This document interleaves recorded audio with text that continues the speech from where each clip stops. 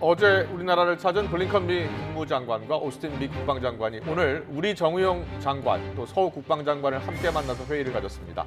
5년 만에 열린 한미 외교 국방 2+2 장관회의는 1시간 반 넘게 진행됐습니다. 양국은 북핵 문제 시급성에 공감하고 현재 진행되고 있는 미국의 대북 정책 검토와 이행 과정에서 양국이 긴밀하게 공조하기로 했습니다. 취재기자 연결합니다. 김도원 기자.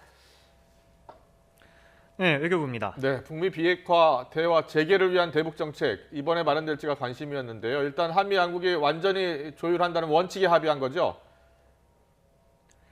그렇습니다. 구체적인 전략은 공개되지 않았지만 양국은 긴밀한 공조를 확인했습니다. 오늘 회의에서 한미 외교 국방장관은 북핵 문제의 시급성에 공감하고 미국의 대북 정책 검토와 이행에서 양국이 완전히 조율된 전략을 마련하기로 했습니다. 블링컨 미 국무장관의 말 들어보시겠습니다. President Biden plans to complete a North Korea policy review in the weeks ahead in close coordination and consultation with the Republic of Korea, with Japan, with other key partners. 대북 정책의 방향에 대해 블링컨 장관은 압박과 외교적 방안을 모두 검토하고 있다고 말했습니다. 트럼프 정부 때 이뤄진 싱가포르 북미 합의 계승 여부, 최선희 북한 외무성 제1부상의 담화에 대한 평가에 대해서는 말을 아꼈습니다. 회의 뒤 채택된 공동 성명에서 양국은 북핵 문제 해결을 위해 북한을 포함한 국제사회가 유엔 안보리 결의를 완전히 이행하는 게 중요하다고 확인했습니다. 네, 또 미국은 전시작전권 전환이 시간이 더 걸릴 것으로 평가했다고요. 그렇습니다. 양국은 조건에 기초한 전시작전권 전환을 강조하고 있는데요. 오스틴 미 국방장관은 전작권 전환 조건을 충족하려면 시간이 더 걸릴 거라고 말했습니다. 내년 봄이 목표인 우리 정부의 전작권 전환 일정은 사실상 어렵다는 뜻으로 해석됩니다. 양국은 또 모든 위협에 맞서 연합훈련을 통한 합동준비태세를 유지하는 게 중요하다고 밝혔습니다.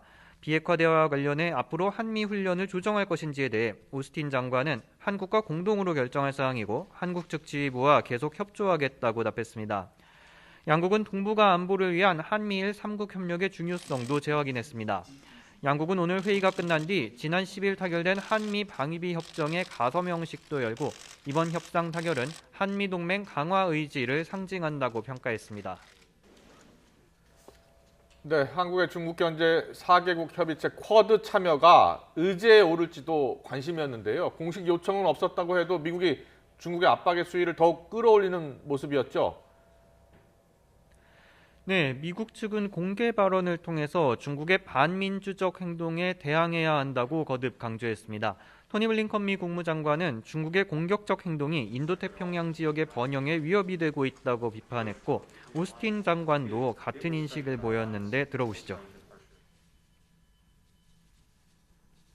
Namely with China, which as some of you know is our department's pacing challenge in the years ahead.